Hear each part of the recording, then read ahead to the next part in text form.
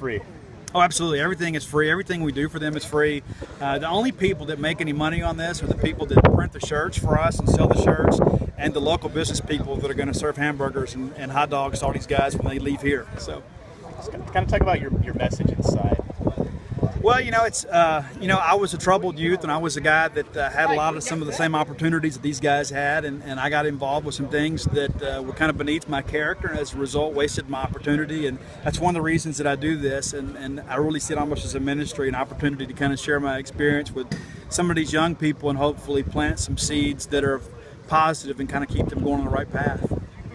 You want to share some of your best experiences with this, with the combines, and I guess your best pupils coming out of this? Well, the very first year, and I wore this shirt too for a reason, for my guy Chad Bumpus, because Chad, worked with us on Bulldog Sports Radio, and Chad's a Tupelo alum. And the first year we had Fletcher Cox and Nico Whitley and Tyler Russell and Vincent Sanders and Pat Patterson. Just the list goes on and on. That was the best year that we've ever had. But we've had so many great stories, and one of the best stories that's kind of unfolding here is Keyshawn Hurd from tiny 1A Hamilton High School, and he's going to be, assuming he makes fastest man competition today, which it looks like he will, he'll be the first 3-time ever participant. He came here and did that as a sophomore and as a junior, and I think that is really cool for a guy to be able to maintain that level of speed. This has become kind of a thing where it's gone from your big guys like your Nico Whitleys and Channing Wars to guys who need the combine. Are you happy the way this has kind of turned out? Absolutely, and I really think it's important to note that a lot of those guys, Fletcher Cox did not need me to announce his arrival on the scene. We wanted to get him here and evaluate him, but what this has kind of become, and we've listened to our high school coaches.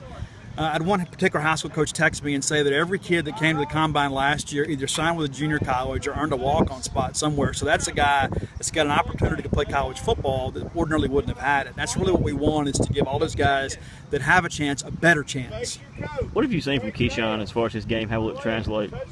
I think he's a great player, and you can look at him and look at his frame, and you can see that he's a guy, when he puts on about 15, 20 more pounds, it's not going to hurt his dexterity, and his athleticism is off the charts. I think he's probably a free safety at the next level because he does like to hit, but with his speed covering the deep third, I mean, he is an SEC guy all the way. I don't care what kind of classification he plays for, and we go to one-on-ones, he'll show everybody that too.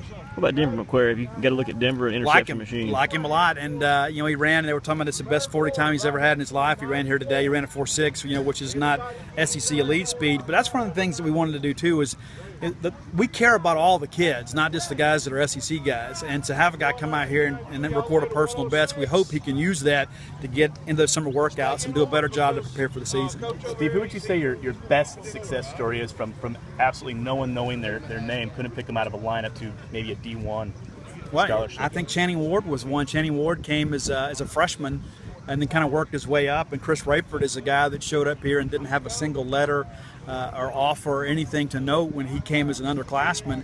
And then the next year he came the day after he committed to Mississippi State. There are a lot of stories like that, and I think the main thing is just to take these guys that maybe are tucked away in some under-recruited areas and give them a platform to kind of showcase their skills and improve their stock as a college football prospect. Is Aaron Terrace Gwynn one of those guys that got him playing quarterback, maybe a safety on the next level? What do you know about his game? I will tell you this. I watched him on film. I absolutely love him, and I was so glad to get him here. I had a chance to talk to his coach yesterday. Kind of recruited him up here because I wanted to see him work out and see how he would do at some other positions. But he's a guy that I expect to go to Ole Miss and State's camp and probably leave with an offer.